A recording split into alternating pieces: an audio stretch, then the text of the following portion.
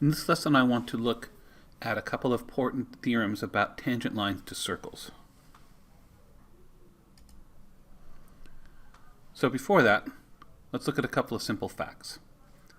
A circle divides a plane into two regions, which is the interior and the exterior of the circle. This is the interior, this is the exterior. One way to define these regions is the interior is all the points in the plane whose distance to the center is less than the radius. So if you go from the center to some point in the interior, that distance is less than the radius of the circle, which would be all the way to the circle. And the exterior is all points that go from the center and go farther than the radius. So every place on the interior is closer to the center than the radius of the circle. And every place on the exterior is farther from the center of the circle than the radius. Now recall, a tangent line to a circle is a line that intersects it in only one point. The most important theorem about a tangent line to a circle is called the tangent radius theorem. Let's draw the radius that goes to the point of tangency right here. There's that radius. It looks as if this is a right angle. That is, the radius is perpendicular to this tangent line at the point of tangency where it contacts the circle. That is in fact true. And I want to look briefly why that's the case. Why is that form a right angle?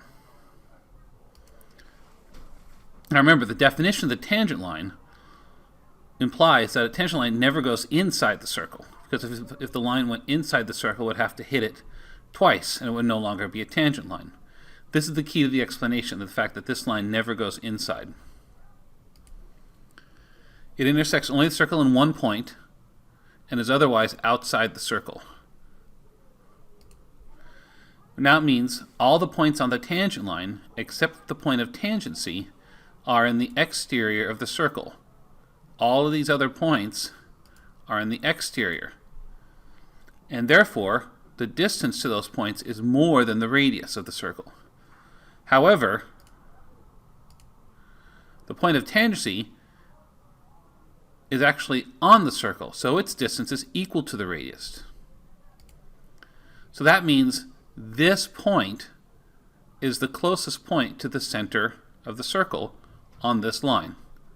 Of all the points on the line, this point is closest to the center, because this point is on the circle, all the other points are in the exterior. Therefore, by what we discussed in the previous lesson, this segment must be perpendicular to this line. And that's the explanation why the radius here is perpendicular to this tangent line. That's the most important theorem about a tangent line, is it's perpendicular to the radius drawn at that point of contact. There's one other important fact about tangent lines, although not as important as the previous one, that you should know. I'm going to call this the two-tangent theorem. So, let's say we have a point outside a circle. I'm going to call the point P. There's two tangent lines that we could draw that pass through this point. One goes over here, one goes over here. The two-tangent theorem simply says these distances from P to this point of contact and from P to the other point of contact of the circle have to be the same. These tangent segments are the same length. It certainly seems reasonable. They look like they should be the same length. There's a lot of symmetry here. There's lots of ways to explain it. Here's a simple way to explain why these segments have to be the same length. So you can draw the two radii that go to the 2 points of contact. And these have to form right angles by the previous theorem, the tangent radius theorem. And now let's draw the segment that joins P to the center of the circle. So this makes two right triangles.